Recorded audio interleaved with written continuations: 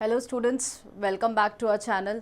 Students, last class में हमने logic के हर चीज़ हमने डिस्कस कर ली थी। आज का जो हमारा टॉपिक है that is art of governance. तो आर्ट ऑफ गवर्नेंस में हम देखेंगे कि किस तरह गवर्नेंस की तरीके होते हैं, वो सारी चीज़ें हम इस क्लास में डिस्कस करेंगे। फिर नेक्स्ट क्लास जो हमारी आएगी उसमें हम अर्थशास्त्र का क्या कंट्रीब्यूशन रहा है एंड उसके जो प्रिंसिपल्स वगैरह है वो हम नेक्स्ट क्लास में डिस्कस करेंगे। तो आइए स्टार्ट करते हैं topic that is art of governance.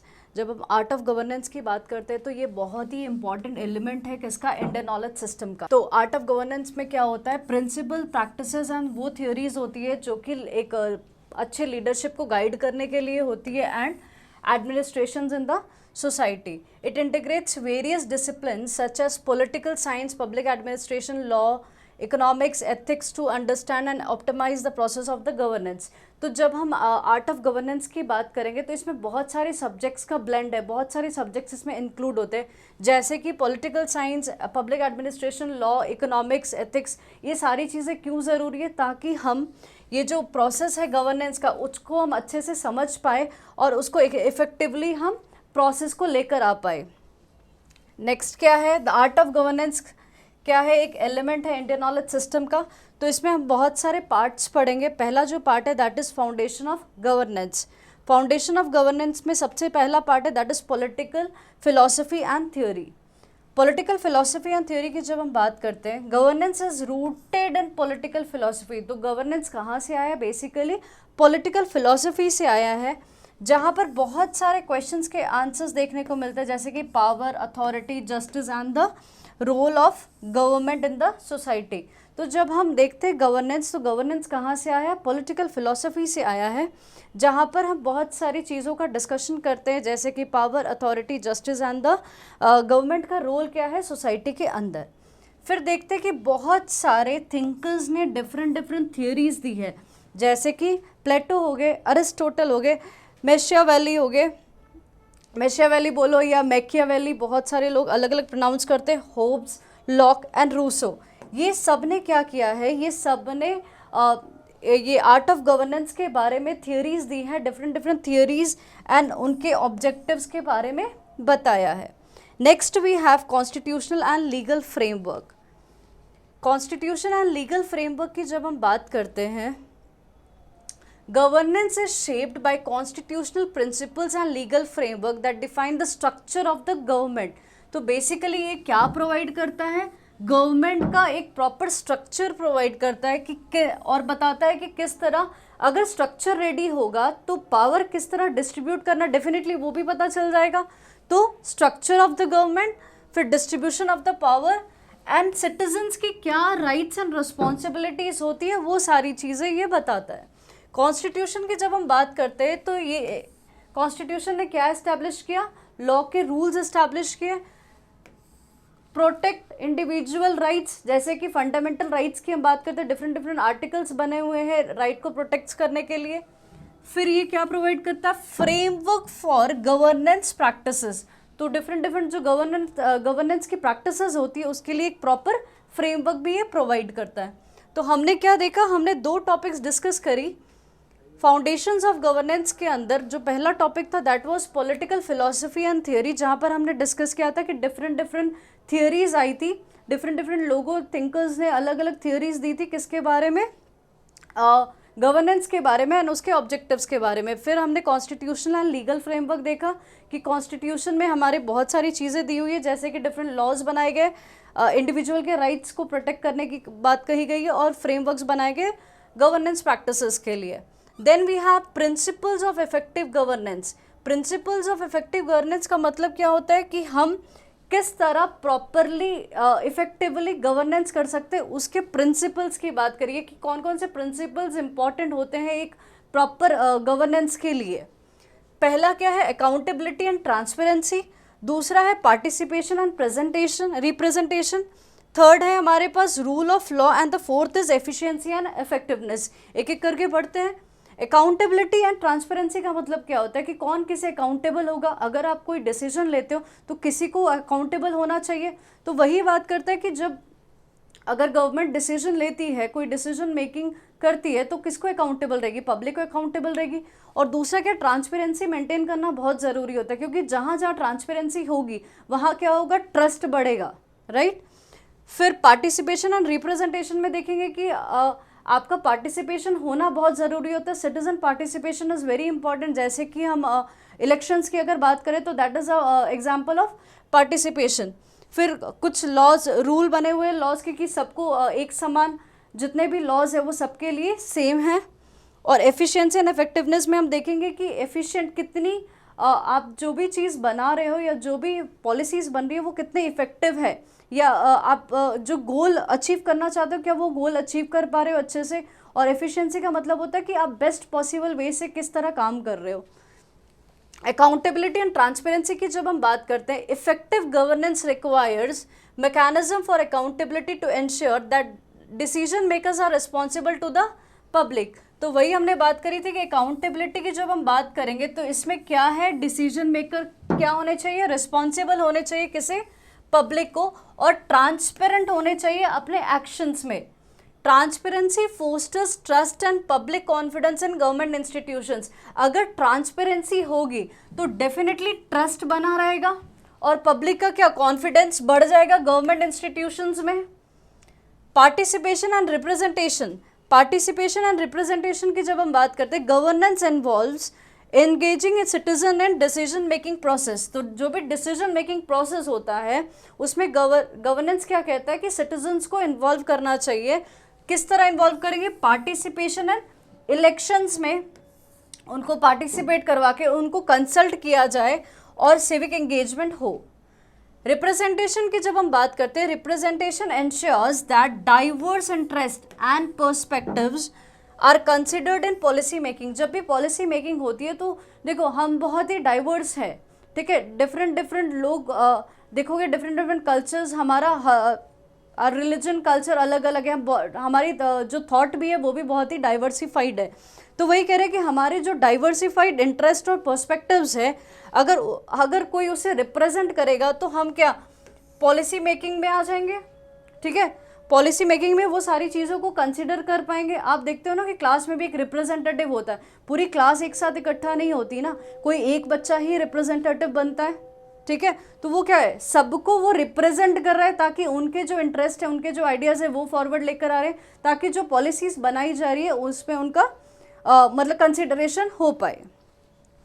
फिर क्या है, रूल ऑफ लॉ में क्या है, governance is based on the rule of law. जो गवर्नेंस है वो किस पे बेस्ड है, रूल ऑफ लॉ पे बेस्ड है, जहाँ लॉज क्या है, कंसिस्टेंटली एंड इम्पार्शियली अप्लाई किए जा रहे हैं हर इंडिविजुअल्स एंड इंस्टीट्यूशंस पे। तो जो भी लॉ बनता है ऐसा नहीं है कि एक पे दूसरा तरीका अपनाया जा रहा है, दूसरे पे दूसरा तरीका अपनाया जा रहा है, ऐसा नहीं है, सबके लिए लॉ बिल्कुल सेम है। The rule of law ensures legal certainty. Individual को क्या प्रोटेक्ट करता है, इंडिविजुअल्स के जो राइट होते हैं उससे प्रोटेक्ट करता है, और prevents arbitrary exercise of power. Arbitrary exercise of power का मतलब क्या होता है कि जो पावर है वो अनलिमिटेड तरीके से यूज़ किया जा रहा है, जिससे क्या होगा, सामने वाले को बहुत हैम्पर हो सकता है, ठीक है। तो उसको भी ये प्रिवेंट करेगा, क्योंकि जब लॉज बनेंगे तो सबके लिए समान होंगे, तो कोई भी अपने पावर को एक्स्ट्रा ऑर्डिनरी यूज़ नहीं कर पाएगा, वो लिमिटेड ही यूज़ कर पाएगा, ठीक है, ताकि दूसरे का फ़ायदा ना उठाया जा सके। नेक्स्ट क्या है, efficiency and effectiveness. Good governance emphasises efficiency and delivery of public services. तो अगर हम बात करें एफिशिएंसी की, तो एफिशिएंसी का मतलब क्या होता है, कोई भी आप काम करते हो तो बेस्ट पॉसिबल वे से काम करना, उसी को एफिशिएंसी कहते हैं। तो यहाँ पर क्या कह रहा है कि एफिशिएंसी कहाँ होनी चाहिए, जो भी आप पब्लिक सर्विसेज डिलीवर कर रहे हो उसमें एफिशिएंसी होनी चाहिए, और effectiveness in achieving public objectives. तो जो भी पब्लिक ऑब्जेक्टिव्स है, जो भी ऑब्जेक्टिव्स है वो क्या होने चाहिए, इफेक्टिवली अचीव हो जाने चाहिए। It involve strategic planning. जब हम इफेक्टिवनेस की बात करते हैं तो इफेक्टिवनेस कैसे होगा, जब प्रॉपरली कोई चीज़ प्लान्ड होगी, स्ट्रैटेजिक प्लानिंग होगी, रिसोर्सेज प्रॉपरली एलोकेट डिस्ट्रीब्यूट होंगे, एंड जो भी पॉलिसीज़ बनाई जाएगी उसकी परफॉर्मेंस को इवैल्यूएट करते रहना, तभी हमें क्या, मैक्सिमम आउटपुट मिलेगा, ठीक है। तभी क्या है, performance evaluation to maximize output. जैसे हम एग्जामिनेशन की अगर हम बात करें तो हम क्या परफॉर्मेंस इवैल्यूएशन किस तरह होती है, जैसे हमारे इंटरनल एग्जाम्स हो गए, तो इंटरनल एग्जाम्स में क्या चेक किया जाता है कि फाइनल एग्जाम्स के लिए आप कितनी तैयारी कर चुके हो। तो आप अगर रेगुलरली अगर ऐसा करते रहोगे तो इससे क्या होगा, आपका जो आउटकम है वो अच्छा हो जाएगा। सो हमने प्रिंसिपल्स देख लिया, तो प्रिंसिपल्स क्या क्या है इफेक्टिव गवर्नेंस के, accountability and transparency, the second one is participation and representation, फिर है rule of law and the fourth one is efficiency and effectiveness. Moving to the next topic that is practices and processes in governance. तो governance के अंदर कौन कौन सी practices होती है या क्या क्या प्रोसेस फॉलो किया जाता है वही हम देखते हैं। तो पहला पॉइंट है हमारा public policy formulation and implementation, and दूसरा administrative system and public administration, and third is political institutions and decision making. तो जो हमारा नंबर वन है that is public policy formulation and implementation. Governance involves formulating and implementing public policies. तो governance क्या करता है basically, अभी अगर हम बात करें तो ये क्या करेगा, जो भी पब्लिक पॉलिसीज है उसे क्या फॉर्मुलेट करेगा, बनाएगा और उसके इम्प्लीमेंट करेगा। वो सारी कौन कौन सी पब्लिक पॉलिसीज़ किस तरह की होती है, जो कि सोशल चैलेंजेस होते हैं, सोशल मतलब सोसाइटी में जो प्रॉब्लम्स आती है उसको हटाने के लिए, उसको रिड्यूस करने के लिए डिफरेंट पॉलिसीज़ बनाई जाती है, उसको इम्प्लीमेंट किया जाता है, एंड अचीव पब्लिक गोल्स। तो अल्टीमेटली गोल क्या होता है गवर्नेंस का, वेलफेयर ऑफ द पीपल। तो गवर्नेंस क्या कर रहा है, formulate and implement public policies to address societal challenges and achieve public goals. This includes, basically ये क्या क्या इंक्लूड करेगा, पॉलिसी जो बनी है या बना रहे हो उसको एनालाइज करेगा, स्टेक होल्डर्स के साथ consultation and evaluation of the policy impacts. तो जो भी पॉलिसी बनाई गई है उसके क्या इम्पैक्ट्स है उसको इवैल्यूएट करेगा कि ये जो पॉलिसी जिस लिए बनाई है या जिस सोसाइटल चैलेंज को फेस करने के लिए बनाए, क्या इसके पॉजिटिव इम्पैक्ट्स आ रहे हैं या नेगेटिव इम्पैक्ट्स आ रहे हैं, उसे क्या इवैल्यूएट करेगा। So this point is very clear. I hope कि पब्लिक पॉलिसीज फॉर्मुलेट करना और उसे इम्प्लीमेंट करना और इवैल्यूएट करना। Next point is administrative system and public administration. Governance encompasses public administration. जब हम गवर्नेंस की बात करते तो हमने देखा था कि यहाँ पर डिफरेंट अलग अलग ब्लेंडिंग देखी थी हमने डिफरेंट सब्जेक्ट्स की, जहाँ पर हमने पब्लिक एडमिनिस्ट्रेशन भी देखा था, which involves managing government agencies. देखो गवर्नेंस क्या इंक्लूड करता है, पब्लिक एडमिनिस्ट्रेशन को इंक्लूड करता है। मतलब क्या कि वो गवर्नमेंट एजेंसीज को मैनेज कैसे करना है, किस तरह पॉलिसीज जो बनाई गई है उसे इम्प्लीमेंट करना है, और जो भी सर्विसेज दी गई है सिटीजन्स को वो इफेक्टिवली दी गई है या नहीं वो चेक करना। It includes principles of bureaucracy. जब प्रिंसिपल्स ऑफ ब्यूरोक्रेसी की बात करते हैं तो हम जब भी ब्यूरोक्रेसी की बात करें तो हमारे दिमाग में आता है कि एक प्रॉपर हायरार्की होती है, एक प्रॉपर ऑर्डर मेंटेन होता है, ठीक है, इम्पर्सनल होता है, ठीक है। फिर हम देखते हैं डिवीजन ऑफ लेबर देखने को मिलता है, स्पेशलाइजेशन। आप जब ब्यूरोक्रेसी देखते हो तो आप देखोगे कि रिटर्न वर्क बहुत ज़्यादा वहाँ पर होता है। तो ये सारे क्या है, ये सारे प्रिंसिपल्स ऑफ ब्यूरोक्रेसी में आते हैं। फिर management practices and organizational behaviour, ये दोनों जो वर्ड्स आप यहाँ पर पढ़ रहे हैं, आई होप आप लोगों ने इसके डेप्थ में सब्जेक्ट्स पढ़े होंगे मैनेजमेंट में। फिर हमारे पास क्या है पॉइंट नंबर 3 में, political institutions and decision making. Governance operates within political institutions such as legislatures, executives and judiciary. तो बेसिकली जब हम पॉलिटिकल इंस्टीट्यूशंस की बात करते हैं तो गवर्नेंस कहीं ना कहीं तो ऑपरेट करेगा, तो कौन सी बाउंड्री के अंदर वो ऑपरेट करता है, दैट इज पॉलिटिकल इंस्टीट्यूशंस। वो कौन कौन से हैं, लेजिस्लेचर, एग्जीक्यूटिव एंड जुडिशरी। अब एक का काम है लॉ बनाना, दूसरे का काम क्या है इम्प्लीमेंट करना या एलोकेशन करना, और थर्ड वाले का काम क्या है जो भी कॉन्फ्लिक्ट है उसे सॉल्व करना। तो which interact to make and enforce laws, allocate resources and resolve conflicts. Decision making processes involve negotiation, consensus building. क्या होता है, फॉर एग्जाम्पल अगर आप लोग डिनर के लिए आउटिंग के लिए जा रहे हो तो आप सारे फ्रेंड्स अगर प्लान बना रहे हो कि हमें एक आउटलेट पे जाकर डिनर करना है, तो आप एक सहमति में आओगे तभी उस आउटलेट पे पहुंचोगे. So what is that? That is consensus building. और एक क्या है? कॉम्प्रोमाइज़. कॉम्प्रोमाइज़ क्या होता है कि आप कुछ, वो एक पार्टी कुछ बोल रही है, दूसरी पार्टी कुछ और बोल रही है, तो कहीं ना कहीं जो मिड वे है वहाँ आके रुक जाना, that is known as compromise. I hope समझ में है, आ रहा है आपको कि डिसीजन मेकिंग प्रोसेसेस कौन कौन से होते हैं. These are very important decision making process in business हो गया, गवर्नमेंट हो गया, जैसे कि negotiation, consensus building and compromise. तो हमने क्या क्या देखा? हमने प्रैक्टिसेस एंड प्रोसेसेस के अंदर क्या देखा? पब्लिक पॉलिसी किस तरह फॉर्मुलेट होती है एंड इम्प्लीमेंटेशन एंड इवैल्यूएशन उसका किस तरह होता है. फिर हमने देखा administrative system and administrative public administration के बारे में हमने देखा. Then we have political institution and decision making, जहाँ पर हमने लेजिस्लेचर, एग्जीक्यूटिव एंड जुडिशरी की बात की थी. एंड डिसीजन मेकिंग में क्या क्या चीज़ें होती हैं? Negotiation, consensus building and compromise. Moving to the next topic, challenges and innovations in governance. अब गवर्नेंस में क्या क्या चैलेंजेस को फेस किया जाता है या क्या नई नई चीज़ें आई हैं वो हम पढ़ते हैं. तो पहला point is related to globalization and interdependence. दूसरा है टेक्नोलॉजिकल एडवांसमेंट्स. थर्ड है पॉलिसी कॉम्प्लेक्सिटी एंड अनसर्टेनिटी. तो पहला पॉइंट अगर हम पढ़ते हैं, globalization and interdependence. Globalization challenges traditional governance structures. अभी जब हम ग्लोबली की बात करते हैं तो हम वास्ट एरिया की बात कर रहे हैं, मतलब सारी चीज़ों का इंटरकनेक्शन देखेंगे, किसका किसका? इकोनॉमिक का, सोशल का, environmental issues that require international cooperation and coordination. तो जब भी हम ग्लोबल की बात करेंगे तो हम किसकी बात करेंगे कि जो भी पुराना स्ट्रक्चर था उसको चैलेंज किया जा रहा है. क्यों? क्योंकि अब सारी चीज़ें बढ़ती चली जा रही है, तो आउटवर्ड की तरह हम इंटरकनेक्शन किसका किसका हो रहा है? इकोनॉमिक का, सोशल, एनवायरमेंटल इशू, जिससे हमें इंटरनेशनल कोऑपरेशन एंड कोऑर्डिनेशन की ज़रूरत है. Next is technological advancement. जब हम टेक्नोलॉजिकल एडवांसमेंट देखते हैं तो हम देखते हैं कि governance is influenced by technological innovation. तो गवर्नेंस के अंदर भी बहुत सारी टेक्नोलॉजीज आई हैं, नई नई चीज़ें आई हैं, जैसे कि ई गवर्नेंस. जब हम ई गवर्नेंस की बात करते हैं, आपने सुना होगा ई सेवा के बारे में. ई सेवा आंध्र प्रदेश का है. यहाँ पर क्या होता है, ये सारी जो सेवाएं होती है या जो भी सर्विसेज होती है वो सिटीज़न को प्रोवाइड की जाती है इलेक्ट्रॉनिकली. फिर अगर हम बात करते हैं, आपने भूमि प्रोजेक्ट्स के बारे में सुना होगा.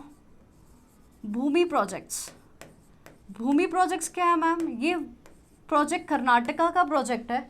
भूमि प्रोजेक्ट में क्या होता है कि ये ऑनलाइन सारे जो लैंड रिकॉर्ड्स होते हैं वो रखे जाते हैं. ठीक है, तो आई होप ये दो एग्जांपल्स आपके लिए सफिशिएंट होंगे ई गवर्नेंस समझने के लिए.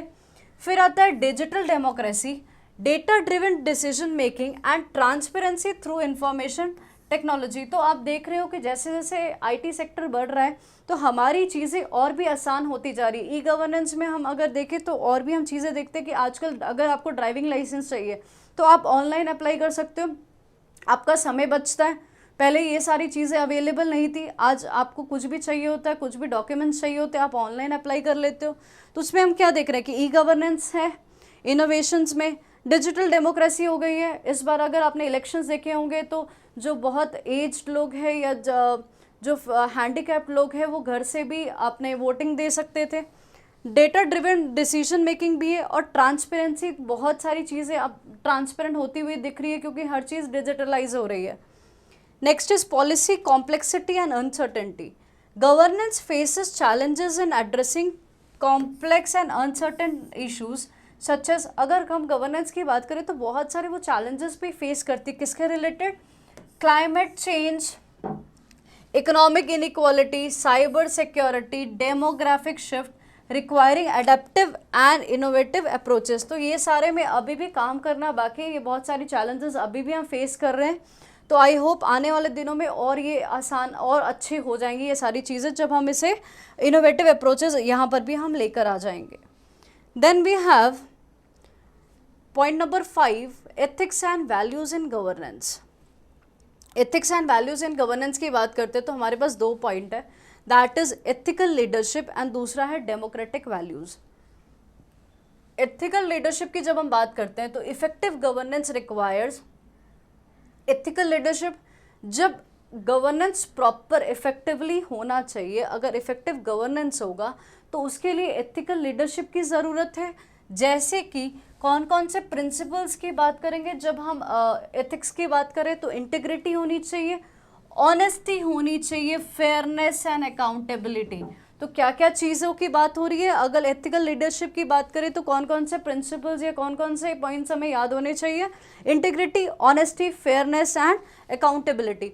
Ethical considerations guide decision making and actions that affect the public interest. तो एथिकल कंसिडरेशंस की जब हम बात करें, एथिकल प्रिंसिपल्स की बात करें, तो ये किस चीज़ में गाइड करता है हमें, डिसीजंस लेने में और एक्शंस में, ताकि जो पब्लिक इंटरेस्ट है वो सारी चीज़ें जो पब्लिक इंटरेस्ट को इफेक्ट करती है, जैसे कि डिसीजन मेकिंग एंड एक्शंस, वो सारी चीज़ें एथिकल होनी चाहिए। एथिक्स को कंसिडर करके ही हमें अच्छे डिसीजंस ले पाएंगे। डेमोक्रेटिक वैल्यूज़ की अगर हम बात करें, गवर्नेंस प्रमोट्स डेमोक्रेटिक वैल्यूज़। अब गवर्नेंस की जब बात करें तो वी हैव डेमोक्रेटिक वैल्यूज़। कौन कौन से, फ्रीडम ऑफ एक्सप्रेशन। आज की डेट में सबके पास फ्रीडम ऑफ एक्सप्रेशन है, आप जो चाहे तब बोल लेते हो, ठीक है। इक्वालिटी है, ह्यूमन राइट्स है, सोशल जस्टिस है, सबको समान देखा जाता है। दीज वैल्यूज अंडरपिन, अंडरपिन का मतलब होता है सपोर्ट। क्या होता है अंडरपिन का मतलब, support. These values support democratic institutions and ensure inclusive and participatory governance. तो जब हम डेमोक्रेटिक वैल्यूज लेकर आएंगे तो क्या हम सबको इंक्लूड कर रहे हैं, ठीक है, सबको हम पार्टिसिपेट कर पा रहे हैं, जिससे क्या होगा कि सब इंक्लूड हो जाएंगे। इससे हमारा जो डेमोक्रेटिक इंस्टीट्यूशंस है उसको सपोर्ट मिलेगा और एंश्योर क्या, इंक्लूसिव एंड पार्टिसिपेटरी गवर्नेंस। आते हैं हमारे कंक्लूजन में और फिर ये हमारा टॉपिक आज का ख़त्म हो जाएगा। सो कंक्लूजन की अगर हम बात करते हैं, द आर्ट ऑफ गवर्नेंस, क्या हम यही टॉपिक पढ़ते हुए आ रहे हैं, that is art of governance represents dynamic element with in knowledge system. तो हमने क्या देखा, स्टार्टिंग ऑफ द पैराग्राफ में हमने देखा था कि जो आर्ट ऑफ गवर्नेंस है वो किसका पार्ट है, एक बहुत ही इंपॉर्टेंट एलिमेंट है जो कि डायनामिक है, किसका, नॉलेज सिस्टम का, इंडियन नॉलेज सिस्टम का, जो इंटीग्रेट क्या करता है, theories, principles and practices as well as ethical consideration, जिससे वो गाइड कर सके प्रॉपर क्या, इफेक्टिव लीडरशिप एंड एडमिनिस्ट्रेशन को। It draws upon diverse discipline to understand political processes. तो हमने देखा था कि डाइवर्स डिसिप्लिन, जहाँ पर हमने लॉज, एथिक्स, पब्लिक एडमिनिस्ट्रेशन, ये सब का, इकोनॉमिक्स, ये सब का ब्लेंड देखा था। तो ये सारा ब्लेंड करके हम क्या समझने की कोशिश कर रहे हैं कि जो पॉलिटिकल प्रोसेस है उसको अच्छे से समझने की कोशिश कर रहे हैं, manage public affairs and address जो भी सोसाइटी के चैलेंजेस है उसको हम प्रॉपरली एड्रेस कर पाएँ, उसे सॉल्व करें, ठीक है। By advancing knowledge in governance, जैसे हमारी नॉलेज गवर्नेंस की तरफ बढ़ रही है, societies can promote democratic values. जो भी डेमोक्रेटिक वैल्यूज़ हम पढ़ के आए हैं, जैसे कि freedom of expression, equality, human rights हो गया, सोशल जस्टिस, ये क्या इसे प्रमोट करेगा, ठीक है। और क्या, सस्टेनेबल डेवलपमेंट बढ़ेगा, enhance public welfare through informed decision making and responsible leadership. जब प्रॉपर लीडरशिप होगी और प्रॉपर हम डिसीजन मेकिंग कर पाएंगे तो जनरल सी बात है ना कि पब्लिक वेलफेयर क्या होगा, बढ़ेगा। And that is the aim of art of governance, या गवर्नेंस का अल्टीमेट एम क्या है कि वेलफेयर ऑफ द पीपल, ठीक है। So this was all about today's class, art of governance हमने आज स्टार्ट किया। जो कमिंग टॉपिक है दैट इज़ अर्थशास्त्र एंड उसके जो कंट्रीब्यूशन है आईकेएस की तरफ, या फिर उसके जो प्रिंसिपल्स हैं वो हम नेक्स्ट लेक्चर में कंटिन्यू करेंगे, ठीक है। आज का लेक्चर इतना ही, मिलते हैं आपको नेक्स्ट क्लास में। Thank you so much.